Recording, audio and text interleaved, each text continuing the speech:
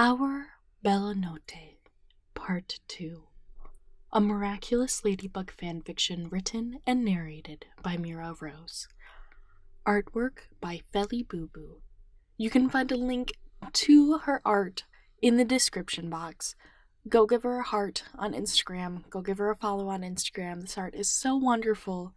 Bonus points if you leave her a comment. Again, you can find a link to the art in the description box.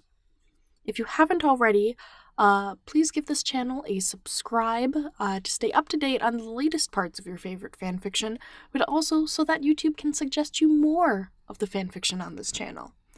There's MariChat, there's Lady Noir, there's Adrianette, there's anything you can think of. Well, not anything, but anyway, check it out. Leave a like and a comment if you enjoyed this video. It really does help the YouTube algorithm so much. And off to part 2.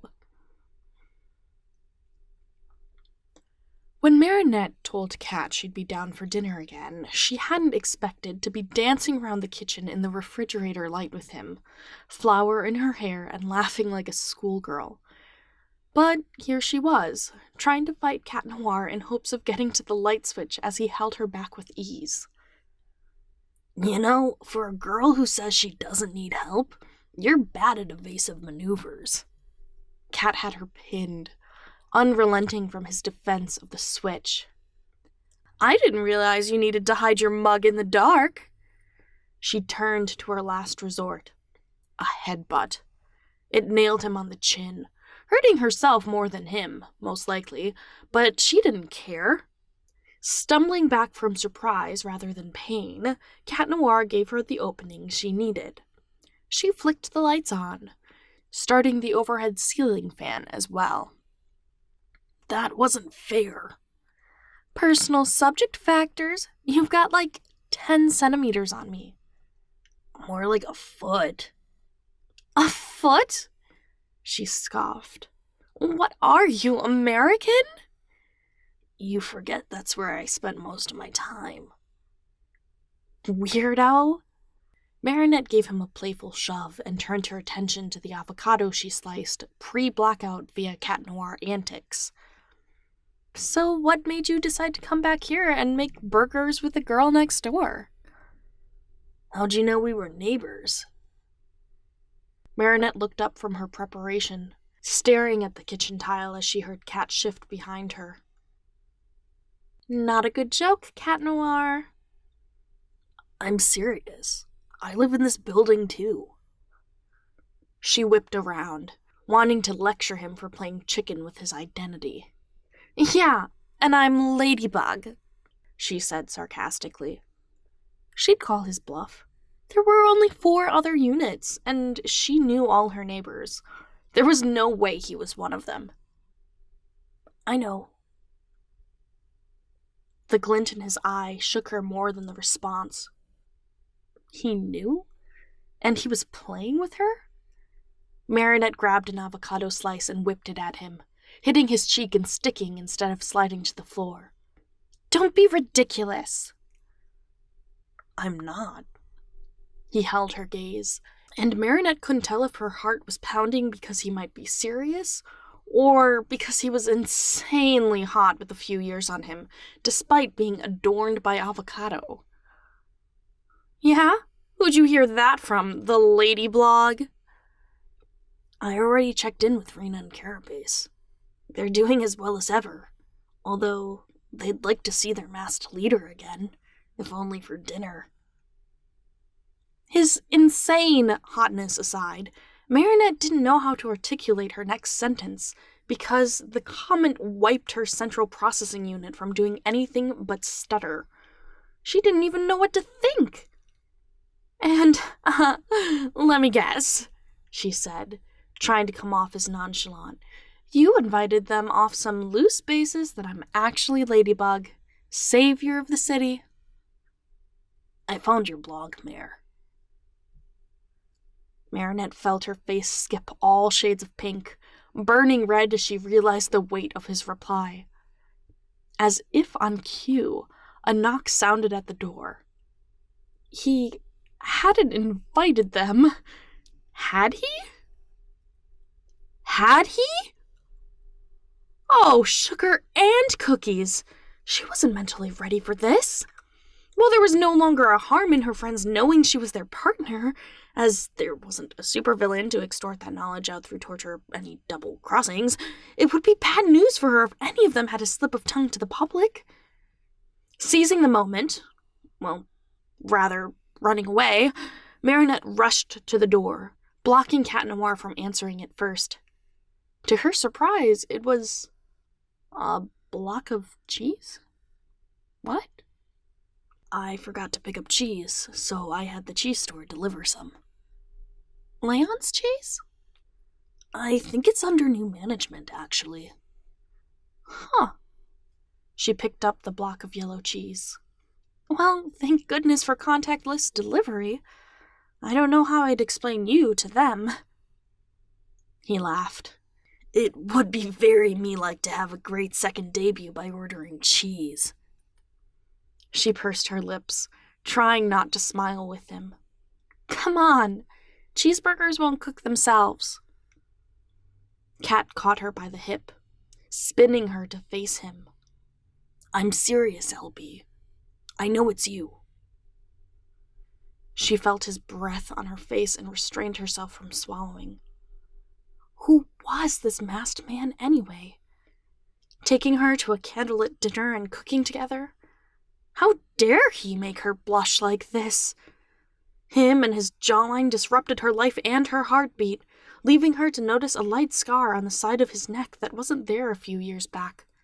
Without thinking, she reached up and traced it, her fingers near his Adam's apple, far more pronounced than their teenage years. Fingers wrapped around hers, and Cat used his hand to bring hers to his chest, holding eye contact. Marinette raised her eyebrows as she felt his rapid heart rate, shifting her gaze from his chest to his eyes and back to his chest. I never got over my first love, he murmured, his face centimeters away from hers. Oh, even her ears were burning as he released her hand and walked past to flip the burger patties on the stove.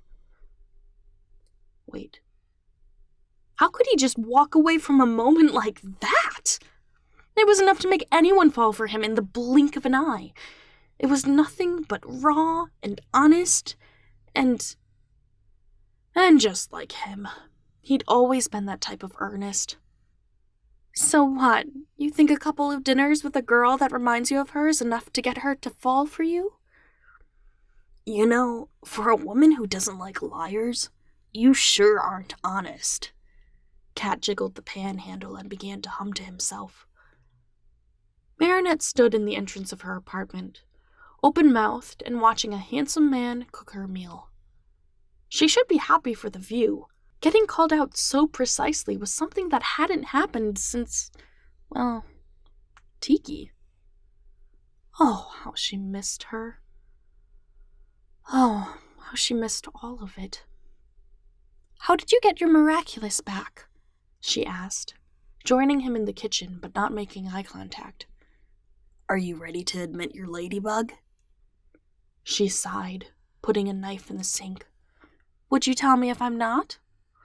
Ready to admit it, or not her? She narrowed her eyes, tossing a bun on her plate and grabbing the spatula out of his hand to serve herself a patty. Fine. Keep your secrets. I love you. What? It's not a secret, so I won't keep it. He tossed her a wink. Marinette didn't know whether to laugh or blush, nor did she have any kind of comeback. You never stop, do you, kitty? It was her usual response, and that's where she messed up. That's not what Marinette would say. That's what Ladybug would say. Only one thing to do now. Like any sane person, Marinette decided to throw an avocado at him, jump over the island, grab her purse from the couch, and leap from the balcony into the night. Yeah, right. She couldn't do that. Instead, Marinette turned slowly, catching Cat Noir's eye contact and holding it with a smirk on her face, as though she had the upper hand. He knew. She knew he knew. "So where are my earrings, Cat?" His smirk matched hers, and he tossed her a box.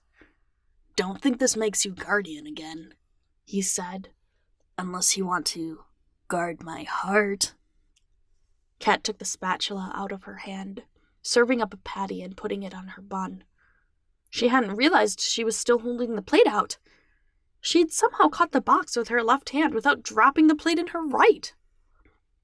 Setting the food down, Marinette turned her back to him and peeked inside the box, not caring if it made her look like a fool if he wasn't in earnest.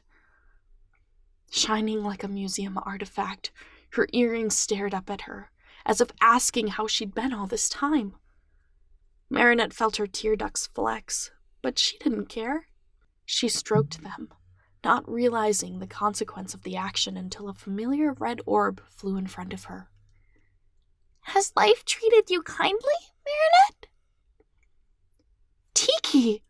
It was Tikki!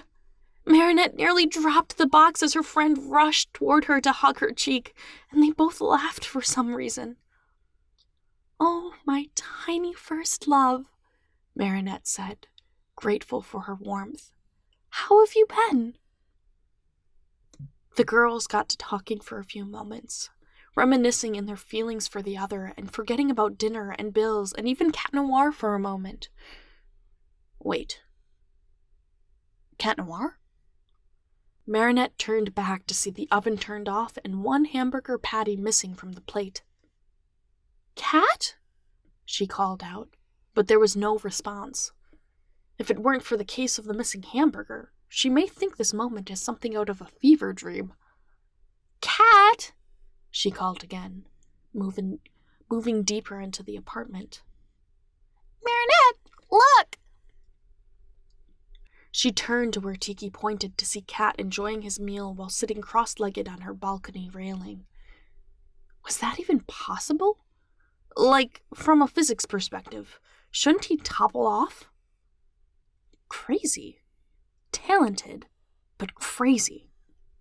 "What are you doing out here?" she asked, sliding the patio door open.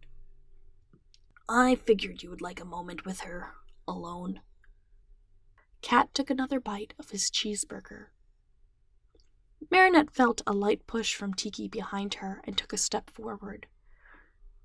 "Thank you," she began. "But don't be silly. We haven't seen each other in nearly as long. Besides, Tikki will stay here with me each night. You'll be going home soon." "Will I?" His eyes flashed to hers, and immediately she felt the need to sigh. "Back on your antics, aren't you, kitty?" He laughed. "I'm only kidding, although I wouldn't be opposed to a movie marathon." "On this beautiful night?" Marinette took her place beside him on the balcony railing. "Aren't you going to eat?" She looked at his near-empty plate and smiled. "Looks like we could both use some more food." "I'll follow you in." Marinette took one last look at Cat's back, more mature than she remembered it, as he stared out at the city. As he stared out at their city and smiled. Between the warmth in her heart and the streetlight's light in the darkness, Marinette found herself with the same type of happiness she found the previous night. Oh, what a beautiful night, and it was still young. It was a beautiful night, and they were still young. They sat together, reminiscing about Akuma fights and things they'd done over the past 2 years, and trying not to think about what a good mood for a first kiss they had between them. But oh, she wanted to kiss him. What was the harm? He knew both sides to her, and surely they hadn't changed that much over the last few years. Why not? They were sitting hip to hip, laughing like best friends, and she couldn't imagine a better scene for the two of them. It's not like there was going to be some evil villain for them to fight together leading up to a dramatic scene where they kiss either at the pinnacle of the fight or when the villain is defeated. Yuck. Pass. Sounds like something out of a fanfiction Alia would write. She should give Alia a call. It'd been nearly a year since they'd last seen each other, and at least 4 months since their last phone call. Well, not yuck. But as brave as she was, Marinette didn't think she could kiss this boy. Man, the weight of their relationship as it used to be dragged her into nostalgia. Who's to say the urge to kiss him is genuine? She might only want to do it because he was an available bachelor and she had no one else to distract her heart in her life. You are a bachelor, right? She asked abruptly, catching him mid-bite. Yeah? He chewed and swallowed, beating himself on the chest to help it go down as he let out a soft burp. Why? Just thinking. About what I said before? She expected the comment to come with a lean in and eyebrow wiggle, but he seemed far more casual than anticipated. Something like that. I do, love you, that is. More than anyone and anything. He delivered his lines while looking straight out at the city, as though the words were the most obvious thing in the world. I think that's my cue to leave, she voiced, barely above a whisper. Is it? He turned to her, and her heart kicked her chest like a rabbit. She froze, deer in headlights, as he reached out and touched her chin, tipping her face up toward him. Marinette shut her eyes as he leaned in, his gaze directed only at her and nothing. Marinette peeked an eye open to see him frowning slightly, as though he were concerned, before slumping backward without a word. Thanks for dinner, he said, slinking off the railing and retreating inside without another word. What? What? What just happened? Not only had she given him all of the power to kiss her, which was surprising in itself, but he hadn't taken it. Oh, how embarrassing for her! Oh, how silly she must have looked standing with her eyes closed and face tilted toward him. Taking a moment to let the night air cool her cheeks, Marinette went back inside to see Cat Noir finishing the last of the dishes, which only helped the flutter in her chest. Arg. No flutter. Bad flutter. But his eyes flicked to hers, and she melted against all reason. Yeah, call her hopeless, but something about this man could not be rationalized against. Him and his numbingly sharp jawline. I'll see you again, Mare, Cat said, giving her a pat on the shoulder before heading toward the front door. What, no patio escape today? No bugaboos or my ladies? Nah, I'm going home. I live in this building, remember? What? He'd been serious earlier? He lived here? In the same complex, under the same roof? Good night, he said, clicking the door shut as she attempted to buffer in the shock of his truth. While she could stand in the kitchen for the next unit of foreseeable future, Marinette shook off her shock and grabbed a soda from the fridge, retreating to her bed to think about all that transpired that night. As beautiful as it was, this night had been a ride. Are you okay, Marinette? Tikki? Tikki! That's right! Tikki was here! She'd nearly forgotten. Yeah, she smiled. A bit confused, or even apprehensive even. But okay. I didn't realize you and Cat were... We aren't. Marinette covered her head with her pillow. Do you want to be? She peeked out to stare at the Kwame. You'd know if I tried lying, huh? You might have gotten better in the past 2 years. Marinette looked away, rolling onto her back. I don't know. Are you sure? I don't want to know. Do you want him? You aren't helping. Silence passed between them before they cracked up, their laughter echoing off the walls. "Good night, Tikki," Marinette said, for the first time in forever. "Good night, Mare." Staring at the moonlit ceiling, Marinette let out a squeal that built up over the night and rolled over, happy to dream. It'd been a good night, and truthfully, it was beautiful. Yeah, tonight was a beautiful night. Thank you so much for listening. Part 3 is on its way. If you've made it all the way to the end, comment "Tikki's back!" exclamation point. And I will catch you in the next one. Bye!